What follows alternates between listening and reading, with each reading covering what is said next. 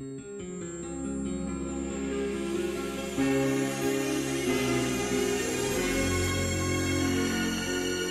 au musée Campredon sur l'île sous la Sorgue que nous sommes aujourd'hui. Il y a actuellement une exposition qui a lieu jusqu'au mois de juin, 19 juin exactement. Et nous sommes en compagnie de l'artiste qui est là spécialement pour cette journée-là. Manuel Ruiz Veda, bonjour. Bonjour. Merci d'être là à nos côtés. Merci d'avoir accepté cette interview pour faire connaissance avec vous et avec vos œuvres, si je puis dire ainsi. Vous exposez au musée de l'île sur la Sorgue. Qu'est-ce que cette exposition, est-ce que le fait d'exposer, de voir vos œuvres sur un espace aussi large, est-ce que pour vous ça résonne, ça a une résonance particulière? Tout à fait. Donc déjà, lors du vernissage, j'ai évoqué, j'étais très bref puisqu'il y avait un discours quand même assez long de 3 personnes précédemment, le maire, Véronique Baton, la commissaire d'exposition et l'adjointe à la culture Valérie Casillas.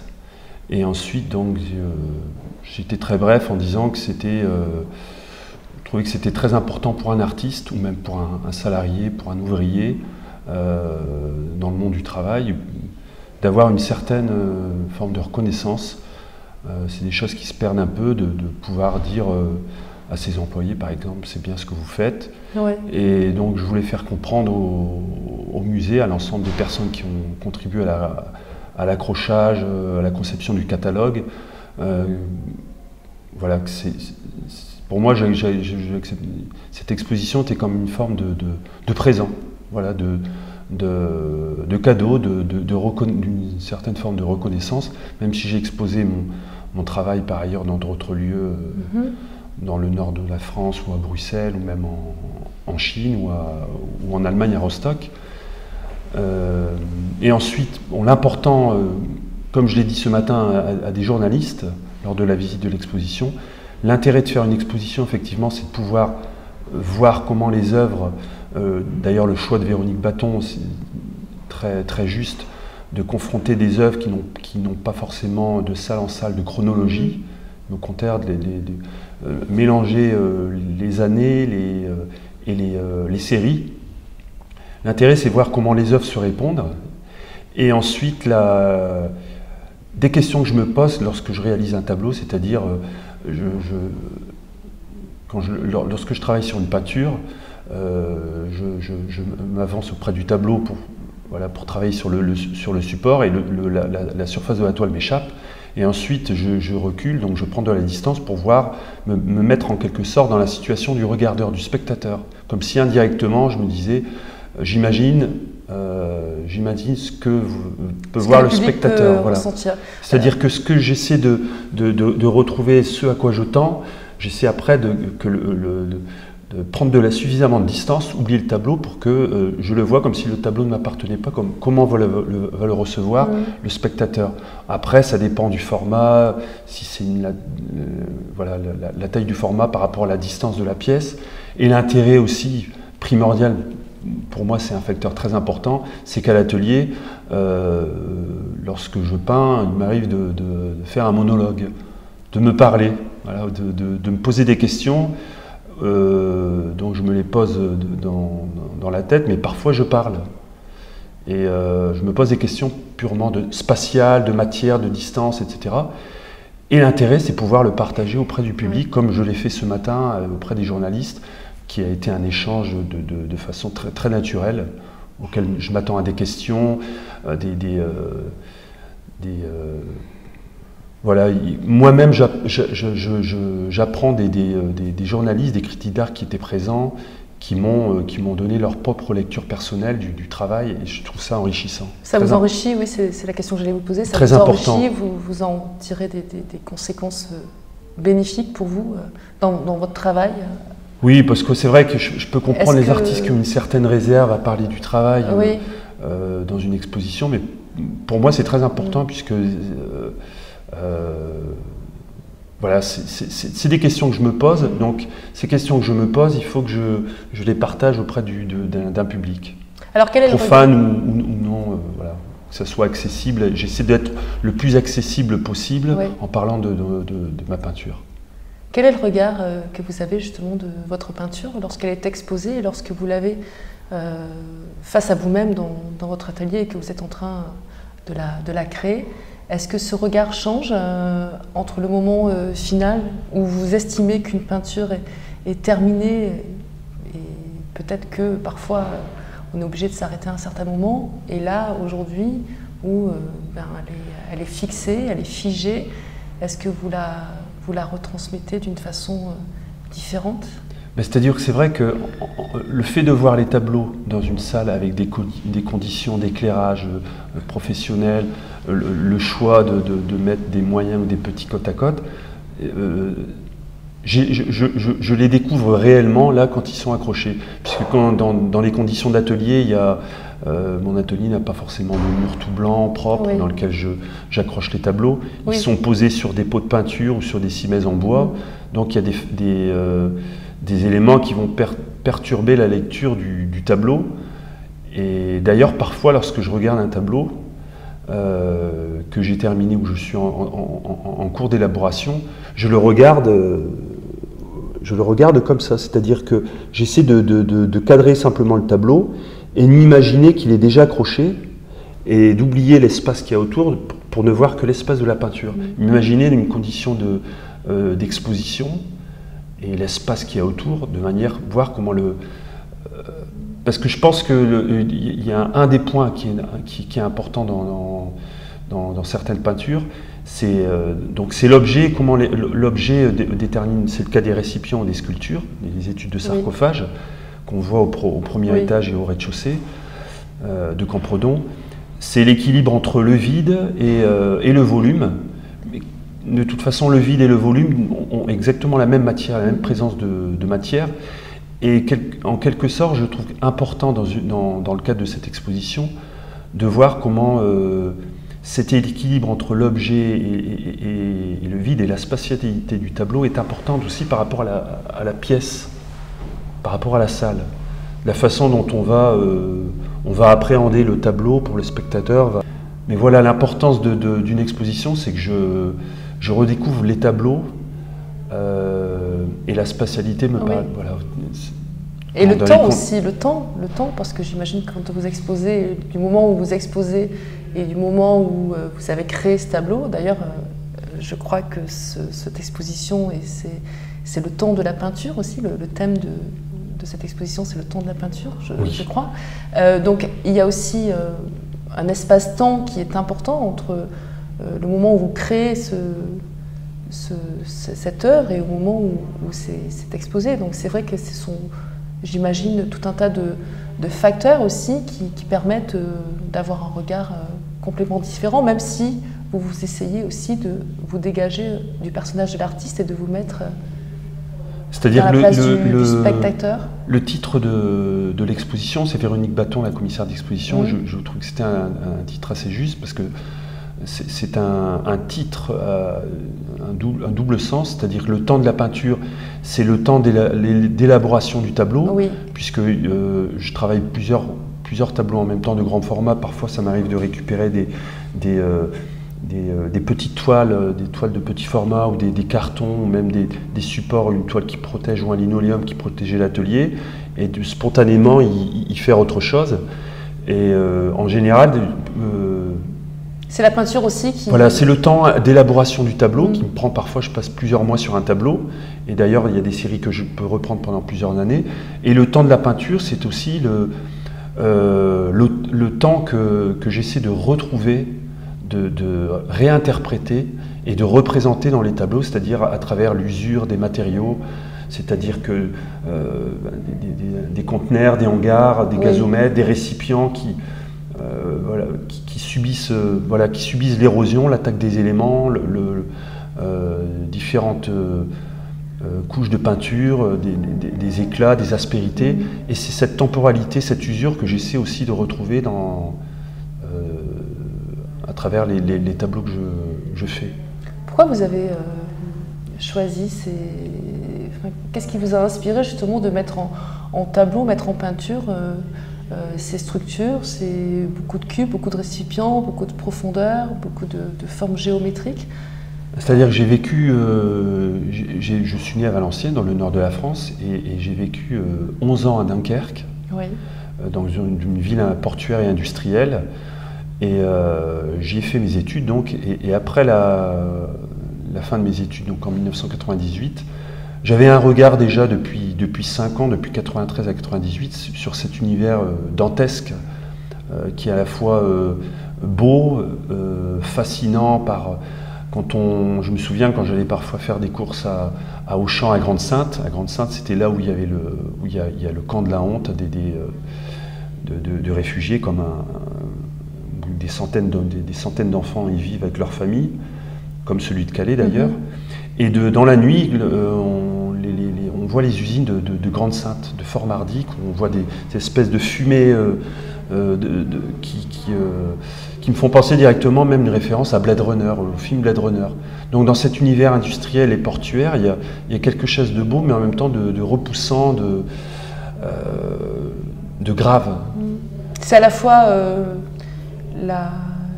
ce qui est repoussant à travers ce que l'on peut voir. C'est-à-dire la roue, l'usure, la poussière, la pollution, mais en même temps, il y a des qualités de couleur, de lumière. Et puis la vie aussi qu'il y a eu à l'intérieur de toutes ces infrastructures, peut-être. Moi, je l'ai lu en termes de peinture. D'accord. Après, c'est vrai qu'il y a peut-être des critiques d'art qui vont écrire le monde du travail, puisque c'est pas n'importe quel espace. C'est vrai que ce sont des objets qui subissent, qui laissent des traces directement ou indirectement. Les traces que laisse l'homme directement ou indirectement. Mais ces surfaces me parlent en tant que peinture parce qu'elles sont écaillées, elles sont abstraites en soi. Et donc j'ai cet intérêt d'en faire des tableaux, donc que ce soit la série des gazomètres ou des hangars ou des structures qui est un titre indirect. Les structures sont des containers. C'est révéler à la fois la force et la fragilité de ces objets, de ces vestiges aussi industriels, même parfois voués à la disparition, qui n'en finissent pas de vieillir, qui s'érodent, le temps est infini. Voilà, et en fait, c'est pas du tout une nostalgie, c'est une admiration pour ces choses qui sont. Alors, je vais pas m'arrêter sur n'importe quel hangar ou sur n'importe quel. Il faut que ça me parle visuellement, qu'il y ait une poésie de l'usure, une poétique de l'usure. Comme l'a écrit Véronique Batton dans le catalogue. Comment vous le ressentez quand ça vous parle? Qu'est-ce qui fait en vous? Comment ça se manifeste en vous? C'est-à-dire, je prends régulièrement des prises de vue photographiques. Oui. Et donc, ces prises de vue photographiques sont comme des documents, des traces visuelles. Alors, elles se sont traduites par au cours de résidences comme à Pékin ou par exemple à Rostock lors un voyage d'études de 5 jours. Et c'est à partir de ces photos que vous retravaillez, voilà, je crée des peintures, mais je délaisse au départ, la peinture la photographie est un point de départ, mais après je délaisse complètement la peinture et la photographie, et au fur et à mesure que je travaille, il y a des choses des imprévus qui font que on n'est plus dans la photographie. Voilà, c'est juste un point de départ. C'est après comme vous voyez ce ciel qui est dans la réalité, on n'a pas un ciel comme ça. C'est un ciel purement pictural, purement abstrait. Voilà, il n'y a pas de différence entre le traitement du ciel et finalement c'est la surface des hangars qui ont cette voilà tout ce qui me parle en tant que saleté, usure, poussière, fumée. Voilà, ce sont des faits plastiques que j'essaie de faire apparaître dans les tableaux. Avec quel matériau, techniquement Alors, depuis 2002-2003, j'utilisais de l'huile et de la laque. Depuis 2-3 ans, je ne travaille qu'avec du pigment. Et au départ, lorsque je commence une peinture, avec le pinceau, je compose simplement voilà, je recherche juste simplement la composition du tableau par quelques tracés. Et ensuite, je vais recouvrir avec donc un mélange d'huile et de laque, sans idée préconçue quant au résultat final, c'est-à-dire que je peux partir d'un jaune, recouvrir avec un bleu, un rouge, un vert, etc., etc.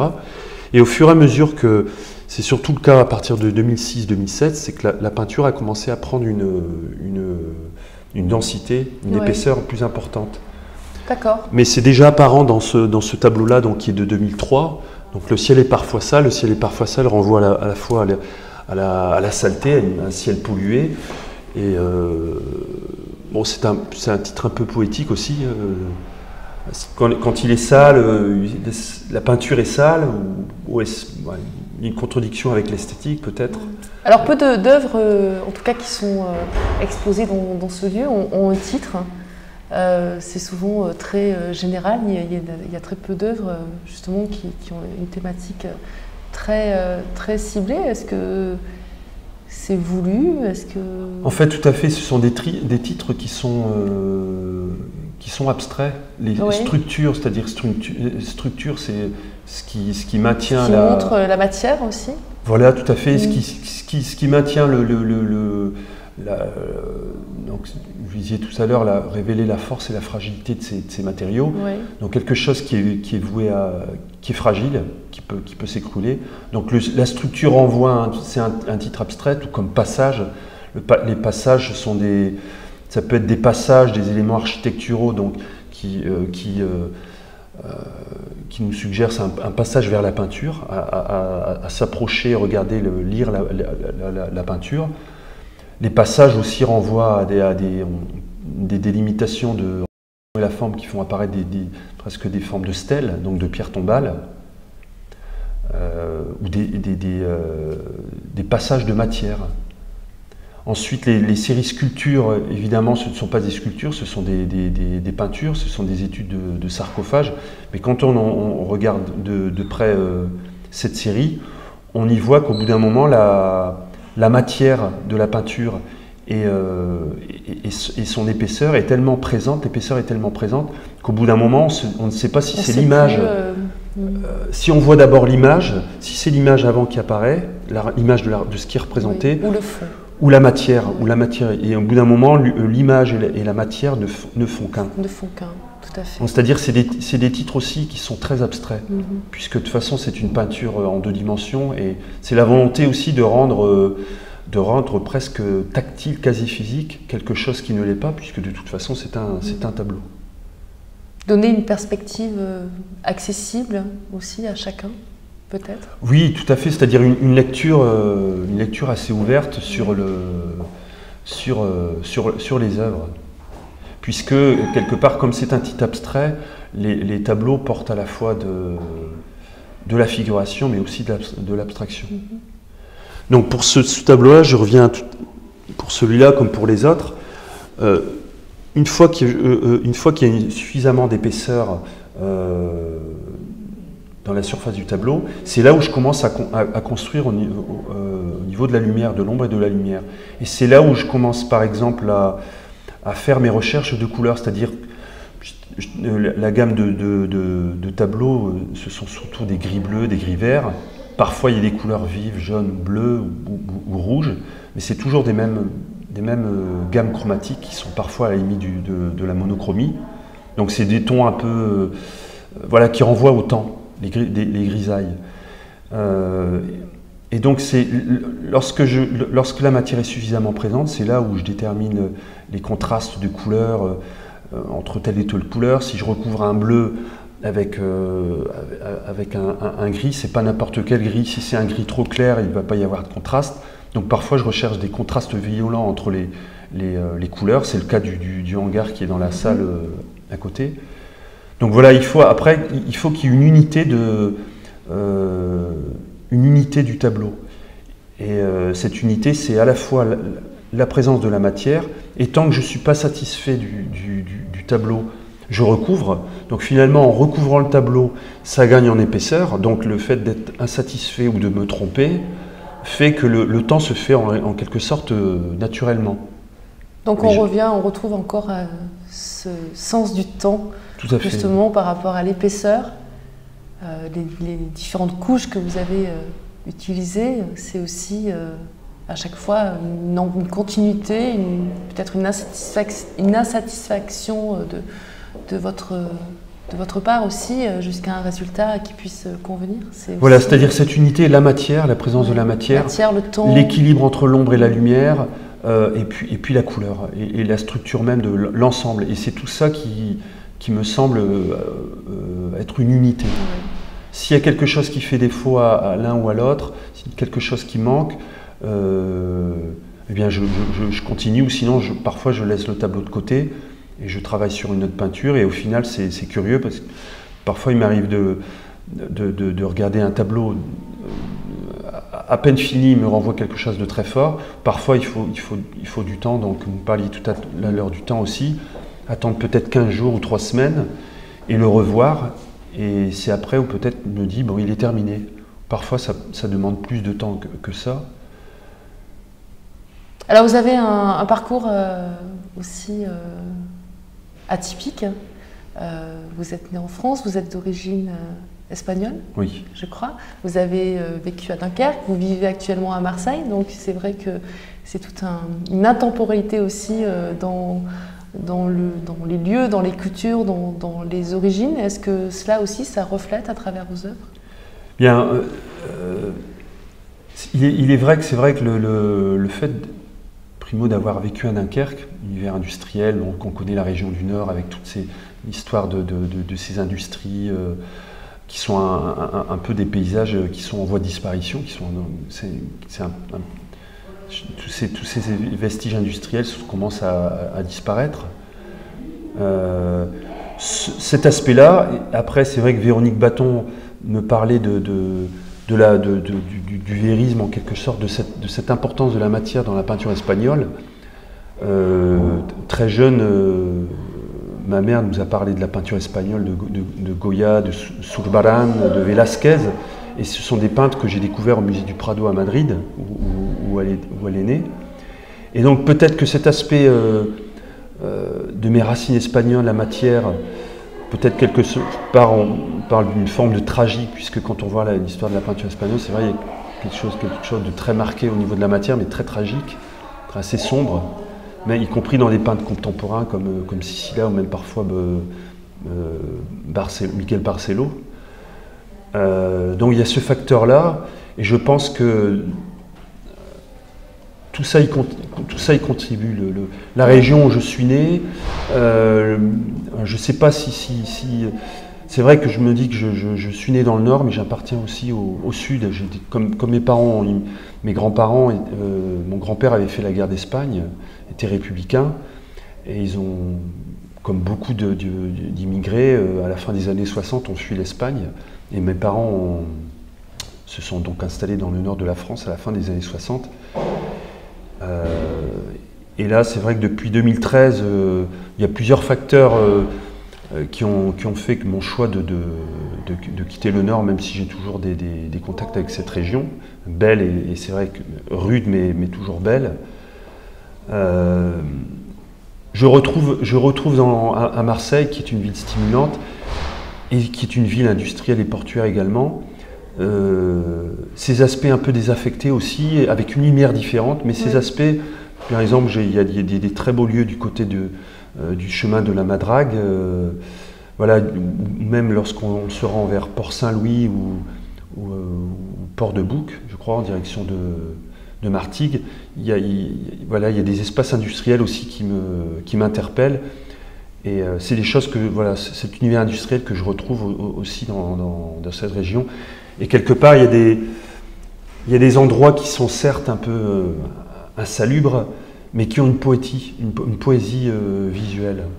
Alors, est-ce qu'il y aurait d'autres espaces qui pourraient aussi vous inspirer hors le paysage industriel sur de futures créations, ou est-ce que vous êtes vraiment sur ces thématiques-là? C'est-à-dire que, si vous voulez... Comment elle évolue votre... Pardon, je vous coupe, mais comment votre peinture évolue, comment votre art évolue aussi en fonction de l'avancée dans le temps, toujours le temps? Alors c'est vrai que là je reste quand même axé sur cet élément industriel et sidérurgique, mais par ailleurs je suis en train de faire une série de peintures qui représentent des portes Je suis allé visiter l'été dernier, en 2015, le Camp des Milles.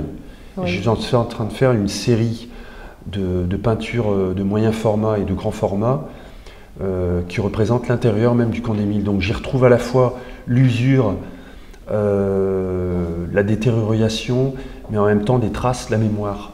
Et là ce que je trouve important et intéressant, c'est qu'à travers cette mémoire et cette poésie aussi, il y a quelque chose aussi de dur et de tragique, puisque on connaît l'histoire et j'essaie de retrouver voilà, dans cette série de peintures à la fois cette thématique de l'usure et du temps, et en même temps on est dans un autre espace, c'est-à-dire que voilà, moi dans mon discours je ne parle que de peinture, mais pour la première fois ces séries de peintures que je suis en train de réaliser s'ouvrent vers un autre champ, c'est celui de l'histoire et de la mémoire, notamment de la déportation. Et bon, je pense que ce sont des choses qui sont encore d'actualité, malheureusement, qui sont toujours d'actualité. Merci beaucoup Manuel Ruiz Vida. Merci. Merci à vous. Merci. Je vous en prie.